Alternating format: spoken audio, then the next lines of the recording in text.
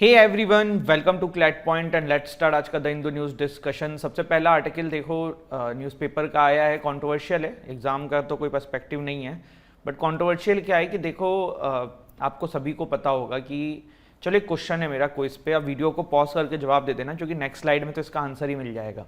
Question ये है कि हमारे कॉन्स्टिट्यूशन के किस आर्टिकल में ये चीज़ लिखी हुई है कि इंडिया का नाम इंडिया भी है और भारत भी है।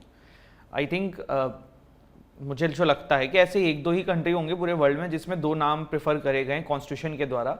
तो भारत भी ना हमारे कॉन्स्टिट्यूशन के द्वारा अप्रूव नेम है और इंडिया भी हमारा कॉन्स्टिट्यूशन के द्वारा अप्रूव नेम है। एक्चुअली अभी हुआ क्या है कि देखो, G20 की इन्विटीज़ जानी थी डिफरेंट डिफरेंट चीफ मिनिस्टर्स को ऑफ डिफरेंट स्टेट्स। एक वहाँ पे प्रोग्राम होगा तो उसमें गेट टुगेदर टाइप का, तो उसमें ना भारत लिखा हुआ है इन्विटेशन पे। तो काफ़ी सारे लोग जो हैं वो इस पे क्रिटिसिज्म कर रहे हैं, या कुछ लोग ये बोल रहे हैं, कुछ मीम सोशल मीडिया पे चल रहे हैं कि मोदी जी ने नाम बदल दिया। जैसे एक मीम मैंने कल पढ़ा कि योगी जी जो हैं वो डिस्ट्रिक्ट्स के नाम बदलते रह गए, मोदी जी ने देश का नाम बदल दिया। तो ऐसा कुछ भी नहीं है। भारत जो है ना नाम, वो कॉन्स्टिट्यूशन के द्वारा अप्रूव नाम है। देखो, आर्टिकल 1 जो हमारे कॉन्स्टिट्यूशन का है ना, वो कहता है कि India that is Bharat shall be union of state. तो ये थोड़ा सा नॉलेज लोगों की कमी रहती है और फिर इस तरीके की चीज़ें करते हैं, तो वो वाली बात है। अब यहाँ पे भारत लिखा इंडिया लिखा, वो एक अलग डिबेटेबल इशू है, वो एक अलग चीज़ है। लेकिन लॉ आपको पता होना चाहिए, आप लोग लॉ स्टूडेंट हो, तो कॉन्स्टिट्यूशन के द्वारा अप्रूव्ड नेम है भारत, ठीक है। India is the name of foreign origin, the name can be traced back to Greek term Indica. India नाम को इसलिए थोड़ा सा देखो, ऐसा नहीं है कि ये पहली बार ऐसी कोई डिबेट उठी है। बहुत समय पहले से, इवन जब कॉन्स्टिट्यूंट असेंबली कॉन्स्टिट्यूशन बना रही थी, इवन जब हमारा कॉन्स्टिट्यूशन 1949 में पारित होने वाला था, उससे 10, 15, 20 दिन पहले तक ये डिबेट चल रही थी कि दो नाम रखना है क्या, या सिर्फ भारत नाम रखना। उस समय कोई हिंद नाम भी प्रेफर कर रहे थे लोग, कुछ लोगों का कहना था। तो कहने का मतलब ये है कि ये डिबेट बहुत पहले से है कि दो नाम होने चाहिए, या सिर्फ भारत नाम कर देना चाहिए, इंडिया कर देना चाहिए, इस तरीके की चीज़ें हैं। अब देखो, ये बहुत ट्विटर पे चल रहा है, ये अलग अलग न्यूज़ पे चल रहा है, और इससे ना एक कॉन्स्टिट्यूशन का टॉपिक आपके लिए इंपॉर्टेंट हो जाता है, मेकिंग ऑफ द कॉन्स्टिट्यूशन। आपको पता होना चाहिए कि हमारा कॉन्स्टिट्यूशन बना कैसे। देखो, कॉन्स्टिट्यूशन ना डायरेक्टली क्लैट यूजी में तो बिल्कुल इंपॉर्टेंट नहीं है। देखो, आपसे कॉन्स्टिट्यूशन के अंदर जो है ना क्वेश्चंस नहीं आते हैं, पैसेज बेस्ड लीगल आती है, तो उसमें कॉन्स्टिट्यूशन आपको ज़्यादा पढ़ने की जरूरत नहीं है। टॉड कॉन्ट्रैक्ट आईपीसी पढ़ने की जरूरत है क्योंकि उस पर पैसेजेस ज़्यादा रहते हैं समझने के लिए। कॉन्स्टिट्यूशन में अगर कोई टॉपिक आता भी है तो फिर वो लीगल करंट अफेयर से आ जाता है। But there are 3 topics. एक है फंडामेंटल राइट, जो आपको मैंने ऑलरेडी करा दिया है। दूसरा आपका है मेकिंग ऑफ द कॉन्स्टिट्यूशन, की कॉन्स्टिट्यूशन बना कैसे, थोड़ा सा वो हिस्ट्री है, तो वो करंट से स्टैटिक रिलेट करके क्वेश्चन आ सकता है। और तीसरा है प्रियम्बल। प्रियम्बल पे भी बहुत डिबेट होती रहती है। ये 3 टॉपिक कराने थे मुझे, इसमें मैंने फंडामेंटल राइट्स आपको करा दिया है। अभी 2 टॉपिक अपने रह गए, एक तो प्रियम्बल रह गया और एक मेकिंग ऑफ द कॉन्स्टिट्यूशन रह गया है। अब आज का दिन भी अच्छा है क्योंकि यहाँ पे कॉन्ट्रोवर्सी उठ चुकी है, तो मेकिंग ऑफ द कॉन्स्टिट्यूशन आपको पता होना चाहिए, तो वो अभी मैं यहाँ पे बता दूंगा कि कॉन्स्टिट्यूशन बना कैसे आखिरकार, ठीक है, वो प्रोसेस पता होनी चाहिए। इसके बाद देखो, सुप्रीम कोर्ट अभी इस सेशन के एंड में मैं आपको वही बताने वाला हूँ, making of the constitution topic. तो अभी तब तक न्यूज़ और देख लेते हैं। Supreme court bench reserve verdict in article 370 abrogation challenge, तो ये न्यूज़ है, अभी तो रिजर्व है इस पर, तो कोई इतना वो है नहीं। फिर ब्रिक्स कंट्रीज हैं। मेरा क्विज का क्वेश्चन है, कमेंट सेक्शन में सभी लोगों को बताना है, जिनको याद भी नहीं हो तो वो गूगल करके बता देना। ये मैंने कुछ 3 आई थिंक 6-7 डेज पहले हमने डिस्कस किया था कि ब्रिक्स में नए कौन से 6 कंट्रीज ऐड हुए हैं। तो कमेंट सेक्शन में जरूर बताइए कि ब्रिक्स के अंदर कौन से नए कंट्रीज ऐड हुए हैं, ये इंपॉर्टेंट है आप लोगों के लिए। इसके बाद देखो, जॉय बिडेन जो है ना अभी इंडिया आने वाले हैं G20 के लिए, लेकिन इनकी वाइफ जो है ना वो कोविड-19 के टेस्ट से पॉजिटिव पाई गई हैं। ऑल दो बाइडेन का चेकअप हुआ तो नेगेटिव है, तो वी होप नेगेटिव ही रहे, क्योंकि इंडिया आएंगे तो इंडिया के लिए भी एक मतलब अच्छी बात है, प्लस इंडिया यूएस के रिलेशन के लिए भी अच्छी बात है, क्योंकि काफ़ी सारे बायलैटरल टाइज भी फिर साथ साथ होते हैं। फ्रांस में जो आपको पता है कि हिजाब कंट्रोवर्सी थी, कि हिजाब पहनना पब्लिक प्लेसेस पे मना कर दिया गया था वहाँ की सरकार के द्वारा। तो ऐसा ही कि स्कूल में हुआ, 300 girls first day of school जो हैं वो एबीज अबाया बोलते हैं, अबाया इस तरीके के जो पूरा वेयरिंग होती है इसको अबाया बोलते हैं। तो अबाया पहन के 300 प्लस वुमेन्स आई थी, तो उनको जब मना किया गया कि आप वापस जाइए, इसको चेंज करके आइए, अदरवाइज आपको क्लास अटेंड करने नहीं दी जाएगी, तो अराउंड 250 जो हैं उन्होंने जाके चेंज किया, बट 67 लोगों ने मना कर दिया और उनको वापस उनके घर पे भेज दिया गया है। फिर यहाँ पे देखिए, सिर्फ इंडिया में ऐसी हरकतें नहीं होती हैं, चाइना में भी हो रही है। देखो, ग्रेट वॉल ऑफ चाइना है, ठीक है, तो इसको तो सभी ने देखा ही है, नाम ही सुना है। और जैसे ताजमहल है, तो वो इंडिया की शान है। ऐसे ही ग्रेट वॉल ऑफ चाइना जो है ये भी चाइना की शान है। मतलब दीज आर द थिंग्स जो वर्ल्ड को अम्यूज़ करती हैं, जिसकी वजह से लोग टूरिस्ट वहाँ पे जाते हैं। तो भाई दो लोगों ने क्या किया, इसके कहीं मतलब कहीं रहते होंगे इधर या इधर आसपास, तो अब वो एक जगह से दूसरी जगह जाने के लिए उन्होंने नीचे जो है ना वो दशरथ मांझी बन गए। उन्होंने नीचे ड्रिलिंग कर दी मशीन से और एक छोटा सा सुरंग बना दी कि इतना ट्रैवल कौन करके जाए, ऊपर से नीचे से निकल जाएंगे। तो वो वाली बात है। ग्रेट वॉल ऑफ चाइना का भी हिस्ट्री पढ़िएगा, मज़ा आएगा, बट कभी और डिस्कस करेंगे, आज इससे कोई रिलेवेंस है नहीं उसका। तो मेरा ना एक पर्पज़ यही रहता है कि यार आपको ना टाइम वेस्ट ना किया जाए, आपका टाइम इज़ वेरी प्रीशियस। तो जो काम की चीज़ हो ना वही डिस्कस करें। न्यूज़पेपर खोल के बैठ जाऊँ मैं और आपको हर आर्टिकल समझाने लग जाऊँ तो मेरी भी वीडियो की लेंथ बढ़ जाएगी और आपका भी टाइम वेस्ट हो जाएगा। इवन आप लोग भी जब न्यूज़पेपर रीड खुद करें तो क्या रीड करना है ये सोच समझ के करें, क्योंकि एवरीथिंग जो वहाँ पे दिया हुआ है ना वो इम्पॉर्टेंट नहीं है। और ये देखो, ये ऐसा नहीं कि ये सिर्फ चाइना में ही कर रहे हैं, आप इंडिया में देखो, आप बहुत सारे जब नेशनल मॉन्यूमेंट्स में जाते हो जो इंटरनेशनल लेवल पे प्रसिद्ध हैं, जहाँ पे लोग टूरिस्ट जाते हैं, वहाँ पे लोग दिल बना के लिख देते हैं रिंकू संग पिंकी या ऐसे ऐसे करके दिल बना देते हैं, है ना। तो कहने का मतलब ये है कि ये हमें भी, हमारे यहाँ पे भी जो लोग हैं उनको भी नहीं करना चाहिए। आप भी कभी अपने पेरेंट्स के साथ घूमने जाएं तो डोंट डू सच थिंग्स और किसी को ना करने दें अपने आसपास। प्लस यहाँ पे चाइना में तो बड़ी ही दुर्भाग्यपूर्ण घटना हो गई है। नॉर्थ कोरिया किम्स में meet with Putin in Russia this month. ऐसा माना जा रहा है कि रशिया जो है वो नॉर्थ कोरिया से काफ़ी सारे सामान खरीदेगा, और सामान में क्या खरीदेगा, ऑफकोर्स मिलिट्री इक्विपमेंट्स खरीदेगा। इसके बाद देखो एक और अभी चर्चा का विषय हो चुका है, shameful Congress tweet wrong copy of Indian constitution preamble, BJP hits out. तो देखो इसीलिए मैं कह रहा था कि preamble is also very important. ऐसे बहुत रिलेटेड क्वेश्चन कहीं ना कहीं से बन जाते हैं करंट अफेयर से रिलेटेड, तो वो हम देख लेंगे किसी दिन। आज हम लोग मेकिंग ऑफ द कॉन्स्टिट्यूशन देख लेते हैं, टॉपिक है जो आप लोगों के लिए। चलिए अब देखो, मेकिंग ऑफ द कॉन्स्टिट्यूशन हम समझ रहे हैं कि सबसे पहली बार कॉन्स्टिट्यूशन बनाने के बारे में कहाँ से बात आई। तो देखो, कॉन्स्टिट्यूशन बनाने के बारे में सबसे पहली बार ना इन 1934 एक टर्म कॉइन करी गई एम.एन. रॉय साहब के द्वारा कि भैया भारत का जो है अपना एक कॉन्स्टिट्यूशन होना चाहिए। तो कॉन्स्टिट्यूएंट असेंबली की जो है ना पहली बार डिमांड हुई। देखो क्या होता है, जब भी ऐसी कुछ बात हुई कि चलो भारत जो है वो अपना कॉन्स्टिट्यूशन बनाएगा, तो उस समय एम.एन. रॉय साहब ने 1934 में ये कहा कि भाई कॉन्स्टिट्यूशन बनाने के लिए हमारी खुद की इंडिपेंडेंट कॉन्स्टिट्यूएंट असेंबली होनी चाहिए, और तभी हम जो है हमारे देश का कॉन्स्टिट्यूशन बना पाएंगे। देन 1935 तक आते आते जो है जवाहरलाल नेहरू जी को भी ये बात पसंद आई, और उन्होंने कहा कि ठीक है, हम लोग ना ब्रिटिशर्स के साथ हमारा कॉन्स्टिट्यूशन नहीं बनाएंगे, हम हमारा कॉन्स्टिट्यूशन खुद बनाएंगे। तो नेहरू साहब ने फिर 1935 में इस बात को एक्सेप्ट भी किया, एम.एन. रॉय साहब की बात भी सुनी, एंड 1936 में जो हमारी पूरी कांग्रेस थी, इंटरनेशनल कांग्रेस थी, उन सभी को ये बात सही लगी कि हाँ यार, भारत की अपनी एक कॉन्स्टिट्यूएंट असेंबली होनी चाहिए। ठीक है, इतनी चीज़ें क्लियर हुई। ठीक है, अब देखो कंपोजिशन ऑफ कॉन्स्टिट्यूएंट असेंबली देखते हैं। नवंबर 1946 में कंपोजिशन शुरू हुआ हमारे देश की कॉन्स्टिट्यूएंट असेंबली का। टोटल स्ट्रेंथ ना गाइस इसमें थी 389। कितनी थी? 389, जिसमें कि ब्रिटिश इंडिया के थे 296, प्रिंसली स्टेट्स के थे 93। आप लोगों को मैं डिफरेंस बता देता हूँ। ब्रिटिश इंडिया का मतलब उस समय जहाँ जहाँ पे ब्रिटिशर्स का कंट्रोल होता था। प्रिंसली स्टेट्स मतलब उस समय जहाँ पे राजा राज करते थे, ऑल्दो वो भी होता था कहीं ना कहीं ब्रिटिशर्स के अंडर में ही, लेकिन वहाँ पे जैसे ब्रिटिश इंडिया में क्या होता था कि डायरेक्टली ब्रिटिशर्स के गवर्नर रूल करते थे, पर प्रिंसली स्टेट्स के अंदर राजा आपके जो है वो रूल करते थे on the behalf of Britishers. ठीक है, तो ये वाली चीज़ थी। कंपोजिशन क्या थी कॉन्स्टिट्यूएंट असेंबली की, वो हम यहाँ पे देखने की कोशिश कर रहे हैं। ठीक है, जस्ट अ सेकेंड। हाँ, जिसमें representation of Sikh, Muslim and general सब कैटेगरी का किया गया था, और through single transferable vote system इन्होंने यहाँ पे जो है इस तरीके का सिलेक्शन किया था। अब ब्रिटिश इंडिया के अंदर भी एक बाइफोक्रेशन ये है कि 11 गवर्नर प्रोविंस थी, 292 लोग जो थे वो गवर्नर प्रोविंस थी, जहाँ पे गवर्नर लीड करते थे, और जहाँ पे चीफ कमिश्नर रहते थे वहाँ पे ऐसी 4 प्रोविंस थी। समझ में नहीं आ रहा है तो मैं फिर से समझा देता हूँ। देखो, ब्रिटिश इंडिया के 296 सीट्स थी। ठीक है, 296 सीट्स में से 292 सीट्स जो है ना वो आपकी गवर्नर की प्रोविंस की थी। 11 गवर्नर की प्रोविंस जो थे उनकी थी। 4 जो है वो जो कमिश्नर जहाँ पे होते थे उस समय उनके प्रोविंस की थी। प्रोविंस मतलब एरिया। ये वाला पार्ट ना क्लैट पीजी के लिए इतना नहीं है, लेकिन हम पढ़ रहे हैं तो मैंने इसलिए आपको ये भी यहाँ पे मैं बता रहा हूँ।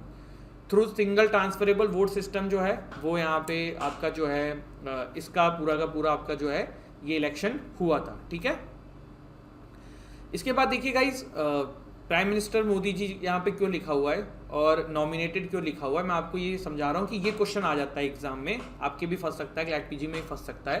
क्वेश्चन ये है कि यार क्या जब ये पहली बार कॉन्स्टिट्यूएंट असेंबली बनी थी तो इसमें सिर्फ नॉमिनेटेड बंदे ही थे कि सारे इलेक्टेड ही बंदे थे? जैसे आज की डेट में आप देखते हो सचिन तेंदुलकर साहब को राज्यसभा की सीट दे दी गई है ना, तो वो क्या है, वो नॉमिनेटेड हैं। तो नॉमिनेटेड भी थे, इलेक्टेड भी थे, ये ध्यान रखना। ट्रू फॉल्स में क्वेश्चन आ जाते हैं, सही गलत में आ जाते हैं। तो जब कॉन्स्टिट्यूएंट असेंबली बनी थी उसके अंदर इलेक्टेड बंदे भी थे, नॉमिनेटेड बंदे भी थे, ये ध्यान रखना, ठीक है। क्लियर हो रहा है सभी को? शुभांगम, लक्ष्मी, नीलोत्पाल, सुशीला, महिमा, मोनिका, तान्या, आप लोगों को मेरी बातें क्लियर हो रही हैं कि मैं क्या बोलने की कोशिश कर रहा हूँ? जैसे कि आज की डेट में आप देखते हो कि राज्यसभा के अंदर, लोकसभा के अंदर इलेक्टेड बंदे भी होते हैं। राज्यसभा के अंदर बात करते हैं, लोकसभा में तो नहीं है। राज्यसभा के अंदर नॉमिनेटेड बंदे भी जाते हैं। आपने काफ़ी बार सुना होगा, अभी कुछ समय पहले हमारे देश के CGI जो रह चुके थे गगोई साहब, उनको as a elected member Rajya Sabha में डाल दिया गया था, एज ए नॉमिनेटेड मेंबर। तो यहाँ पे आपको ये समझना है कि अगर कभी पूछा जाए कि कॉन्स्टिट्यूएंट असेंबली के अंदर क्या सिर्फ इलेक्टेड बंदे थे, क्या सिर्फ नॉमिनेटेड बंदे थे, तो दोनों ही थे, इलेक्टेड भी थे, नॉमिनेटेड भी थे, ठीक है। चलिए एक बार सभी लोग अपनी अटेंडेंस दे दो, कौन कौन है ना, थम्स अप कर दो, हैंड ऊपर कर दो, तो मुझे तो पता पड़े हमारे कितने बच्चे आए हुए हैं।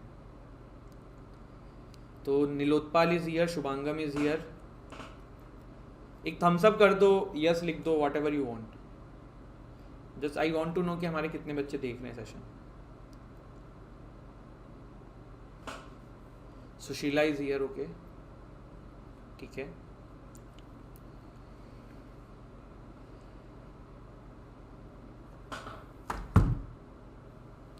प्लीज यार जल्दी अटेंडेंस दे दो बच्चों, मतलब हम लोग बहुत स्लो काम कर रहे हैं, ऐसे नहीं होगा, है ना।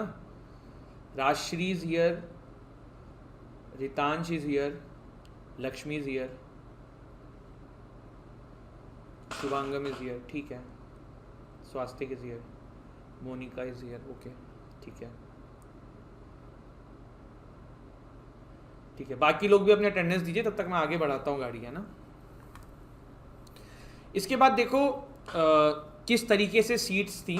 तो 208 सीट्स जो है ना आपकी, वो इंडियन नेशनल कांग्रेस के पास थी कॉन्स्टिट्यूएंट असेंबली के अंदर। 15 सीट जो है वो अदर पार्टीज के पास थी। 73 सीट्स जो है ना वो मुस्लिम लीग के पास थी।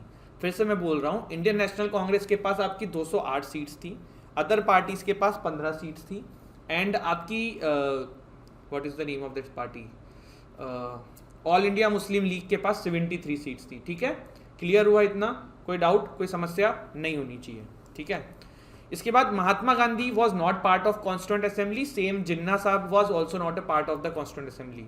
फिर से मैं रिपीट कर रहा हूँ, जिन्ना साहब का मुझे भी कंफ्यूजन हो रहा है, एक बार चेक कर लेना। महात्मा गांधी साहब पे बहुत बार क्वेश्चन आ जाता है कि क्या महात्मा गांधी जो है कॉन्स्टिट्यूएंट असेंबली के पार्ट थे, नहीं थे? तो भाई बिल्कुल पार्ट थे। और देखो कॉन्स्टिट्यूशन ना आपके लाइफ भर काम में आने वाला है, तो ये एग्जाम में आए ना आए तब भी आपको पता होना चाहिए कि महात्मा गांधी जो है ना वो कॉन्स्टिट्यूएंट असेंबली के हमारे पार्ट नहीं थे।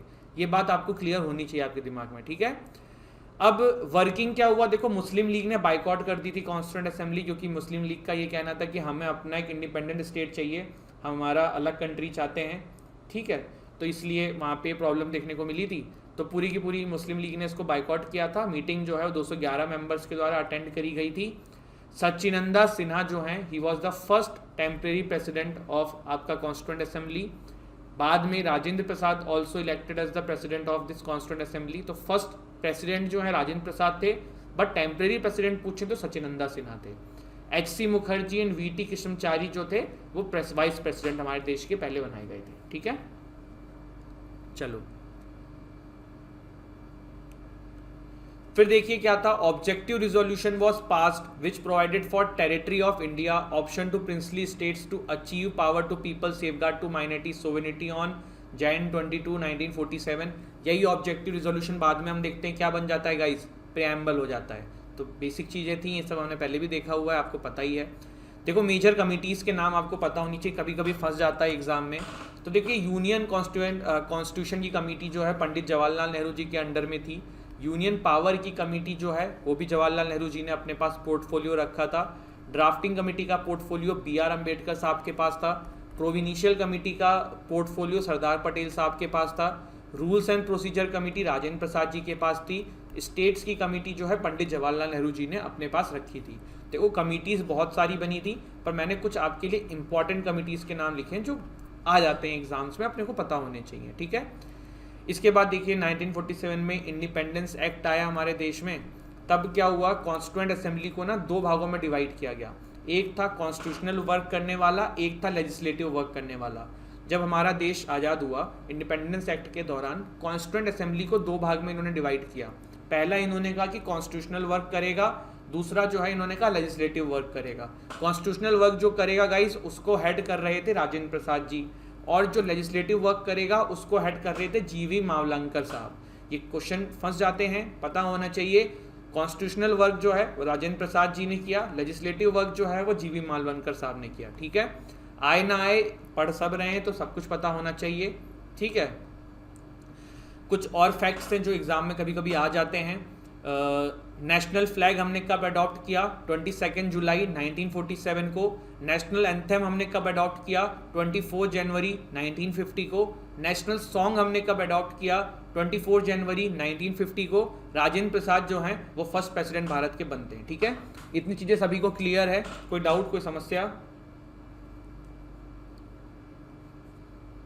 इतने में किसी को कोई डाउट, कोई समस्या बताओ। Do you people have any doubt?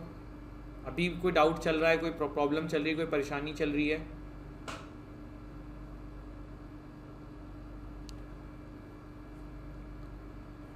ठीक है, जल्दी बताओ, फिर हम आगे बढ़ेंगे तुरंत। देखो 2-3 चीज़ें हैं, मैं आप लोगों को, मेरी बहुत एक फेमस कहावत है, मतलब कहावत नहीं, मेरे एक टीचर थे वो हमें बहुत बार बोलते थे, ये शायरी वो बोलते थे, तो मुझे बहुत मेरे क्लोज टू हार्ट है कि मंजिलें मिलेंगी भटकते ही सही, गुमराह तो वो हैं जो अभी घर से निकले ही नहीं, ठीक है।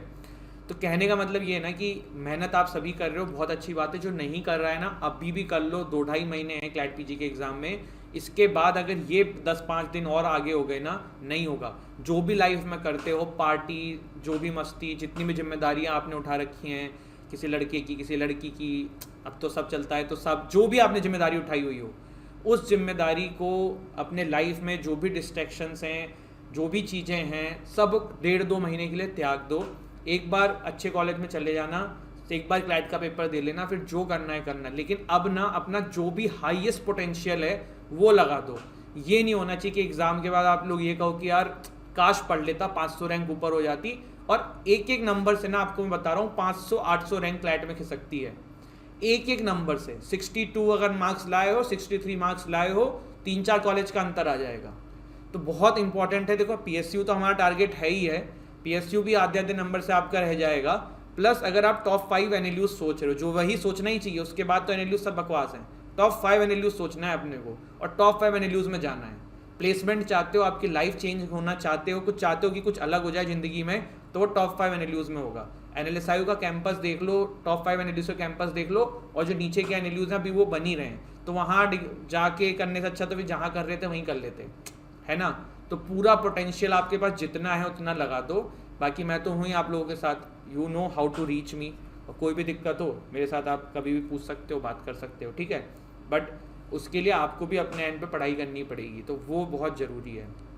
देयर इज़ ऑल्सो कहावत कि गिरते हैं तिफले मैदान जंग में, फिर नहीं बोल पाया मैं, गिरते हैं शमशेर बहादुर मैदान जंग में, वह तिफली क्या गिरे जो घुटनों के बल चले। तो ये भी वही मेरे सर हैं, असद सर, हमारे जामिया यूनिवर्सिटी दिल्ली में प्रोफेसर थे, तो वो काफ़ी शायरियाँ करते थे, तो कुछ उनकी शायरियाँ दिमाग में फीड है, तो उसमें से एक ये भी है। तो मतलब भाई इसका मीनिंग क्या है बता देता हूँ, कि जो युद्ध करेगा, जो फाइट करेगा, उसी के हारने के चांस होंगे ना। जिसने ऑलरेडी गिव अप कर दिया है वो तो वैसे ही हार गया। और दूसरी चीज़ ये कि अगर कुछ भी नहीं पढ़ा है ना, मैं बहुत ऑनेस्टली बता रहा हूँ, अगर आप लोगों को लग रहा है कि अभी कुछ भी नहीं पढ़ा है, तब भी बहुत समय है। आपके पास पूरा मटेरियल है, आपके पास पूरा कंटेंट है, आपके पास एक टीचर है, आपको गाइड कर सकते हैं, आपके पास और भी टीचर्स हैं, आपको हमने सबके नंबर ही प्रोवाइड करा रखे हैं। कोई भी दिक्कत हो, अभी लाइव क्लास भी हो जाएंगी उन टीचर्स की, उनसे डाउट पूछ लेना। लेकिन क्लासेस के अलावा कोई भी दिक्कत आए, कोई भी परेशानी आए, पूछो और पढ़ो, वो बहुत ज़रूरी है, ठीक है। नहीं पढ़ोगे तो फिर तो कोई मदद नहीं कर सकता।